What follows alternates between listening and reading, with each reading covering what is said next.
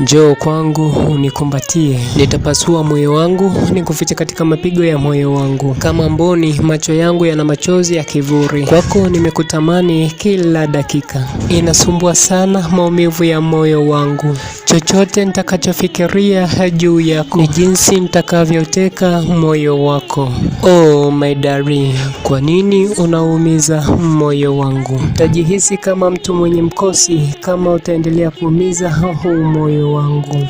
Oh mpenzi wangu, laiti kama moyo ungekuwa kitabu, ningeufungua moyo wangu ili upate nafasi ya kusoma, utambue kilichopo ndani ya moyo wangu. Huenda ndo utajua kilio cha moyo wangu. Rini kwako nitapata nafasi yangu, nimekupa nafasi ya kuutawala moyo wangu. Mpendwa, naomba leo niishie hapa, lakini usisahau kufollow ukurasa wangu wa Facebook kama hujafollow ni Ebelhad TV, channel YouTube ni Ebelhad TV, TikTok ni Ebelhad Michel, Instagram Ebelhad Michel. Asante.